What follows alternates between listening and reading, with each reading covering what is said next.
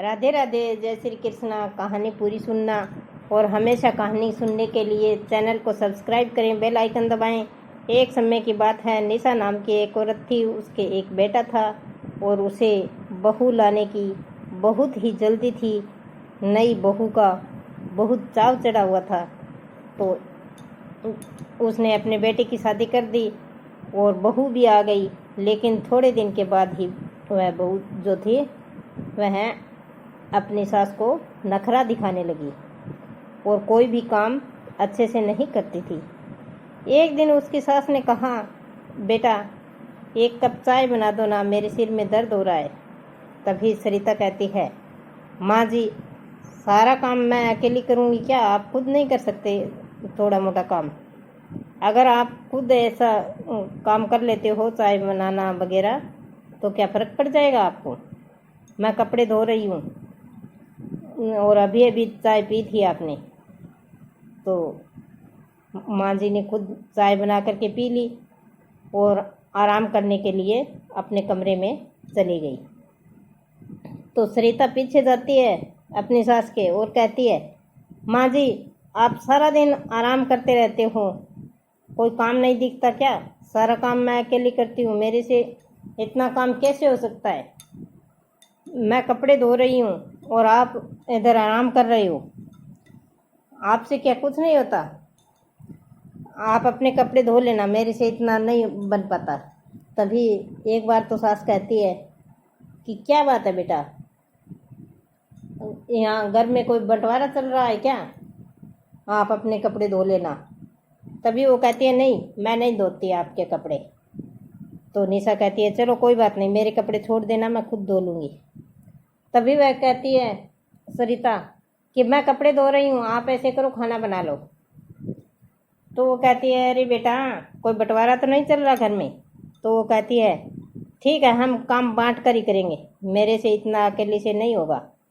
आप सारा दिन आराम करते रहते हो और सारा काम मुझे करना पड़ता है।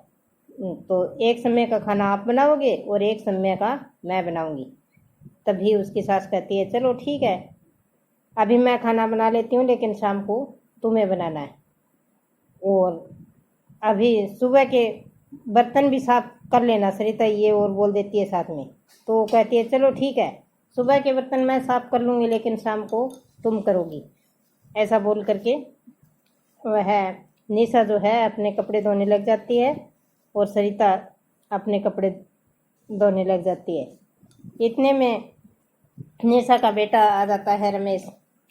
तो रमेश से वह सारी बात बताती है सरिता और कहती है कि सारे काम मैं अकेली करूं क्या? तुम्हारी माँ तो कुछ करती नहीं है। तब वह बोलता है, कोई बात नहीं, हमारे घर में 3 ही तो लोग हैं, कर लिया करो, थोड़ा ही काम है, इतना कितना काम बचा हुआ है। तभी वो कहती है, हाँ तुम तो माँ का ही पक्ष लोगे ना, मैं तुम्हारे कौन लगती हूँ, मेरा पक्ष क्यों लोगे आप? तभी वो कहता है, अरे कोई बात नहीं, मैं माँ जी को भी बोल देता हूँ जा करके। माँ को जा करके वह बेटा रमेश बोलता है कि माँ जी आप थोड़ा बहुत काम सरिता को करवा दिया करो ना, वो अकेली सारा दिन काम करती है, थक जाती है। तो माँ जी कहती है, हाँ आ गया जोरू का गुलाम।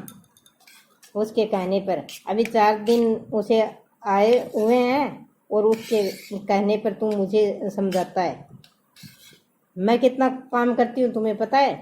तभी बेटा कहता है रमेश, माँ जी मुझे कुछ नहीं पता, उधर उसको बोलता हूँ तो वो मुंह बना लेती है और आपको कहता हूँ तो आप मुंह बना लेते हो। ऐसे करके रमेश अपने कमरे में वापस चला जाता है।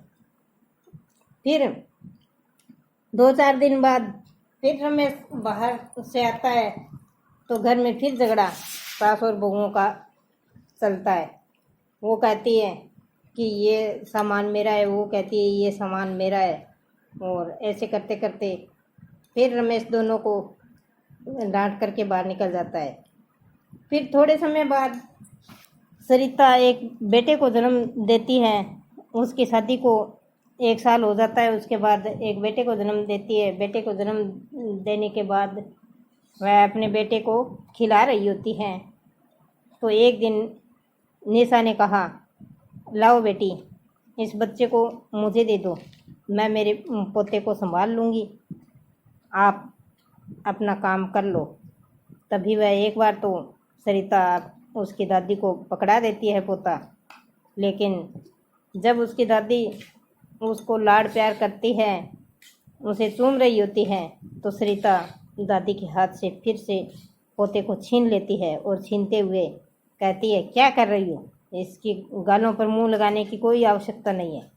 तो वो कहती है, अरे बेटा मैंने ऐसा क्या कर दिया, चूम ही तो रही थी मेरे पोते को, मेरा नहीं है क्या पोता। तो वो कहती है, नहीं, इसको कहीं कोई इसकी गालों पर आप मुंह लगा रही हो, इससे इसकी कोई बीमारी लग जाएगी। तभी निशा कहती है, क्यों, मुझे कोई बीमारी लगी हुई है। तो सरिता कहती है, बीमारी हो या ना हो आपको तो, लेकिन इस बच्चे की स्किन कितनी नाजुक है, और इसके मुंह पर अगर दाने निकल गए तो। ऐसे कह करके वह उस बच्चे को अपने कमरे में ले जाती है। तभी बाहर से रमेश आता है, तो निशा अपने बेटे को अपने पास बुलाती है और कहती है, रमेश इधर आओ, मुझे तुमसे बात करनी है।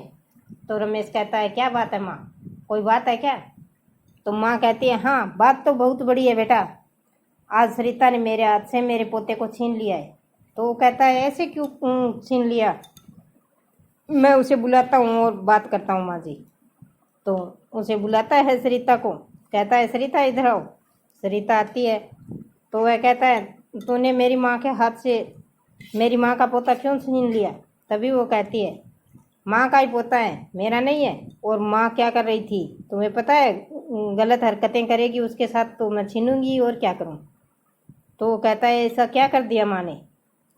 तो सरिता कहती है कि माँ इसकी गालों के ऊपर मुंह लगा रही थी अपना, और कहीं बीमारी लग गई तो। तभी रमेश कहता है, माँ ये तो गलत बात है भाई, इसके मुंह के ऊपर मुंह नहीं लगाना आपको, आप ऐसे ही प्यार कर लो, ऐसे ही खिला लो ना हाथों से ही। तभी वो कहती है, अरे बेटा तू फिर से बहू की बातों में आ गया ना, बहुत डर लगता है तुम्हें अपनी पत्नी से, इसे तो बोल नहीं सकता। तब वो कहता है, माँ मैं किसी को कुछ भी नहीं बोल सकता, मैं क्या करूं, मेरा तो जीना ही हराम कर दिया है तुम दोनों ने। तभी बहू कहती है सरिता कि रमेश जी अपना अलग से घर बना लो, बंटवारा कर लो, सारा सामान माँ जी का अलग हो जाएगा, और मुझे तुम्हारी माँ के साथ नहीं रहना है, ये बोलती है। तो रमेश कहता है, नहीं, बंटवारा करने से घर में फूट पड़ती है और घर अच्छे से नहीं चलता। तो वो कहती है, कुछ नहीं, और क्या करूं, मैं थक चुकी हूँ तुम्हारी माँ के साथ झगड़ा कर करके, तुम्हारी माँ बहुत झगड़ेलू है, मैं नहीं रह सकती इसके साथ। तभी माँ कहती है निशा कि बेटा चलो ठीक है, तुम्हें बंटवारा चाहिए ना, कल बंटवारा हो जाएगा, लेकिन एक शर्त पर, मेरी बहन आएगी आशा, और वही आकर के बंटवारा करेगी, उसके सामने बंटवारा करेंगे। तो सरिता कहती है, ठीक है। अगले दिन उसकी बहन आ जाती है और बहन को निशा सारी बात बता देती है। तभी सभी लोग इकट्ठे हुए होते हैं। तो वो कहती है, बेटा ठीक है, अपना आधा आधा सामान बांट लो। और तो सारा सामान बांट लिया होता है। और वो आशा कहती है कि ये जो पोता है ना मेरी बहन को, ये मेरी बहन को दे दो और तुम दोनों पति पत्नी अलग बैठ जाओ। तभी सरिता कहती है, ये कैसा बंटवारा है मौसी जी, मैं मेरा बच्चा और माँ जी को दे दूँ, मैं माँ हूँ इस बच्चे की, एक माँ अपने बच्चे को अपने से अलग कैसे कर सकती है, मैं ऐसा नहीं कर सकती।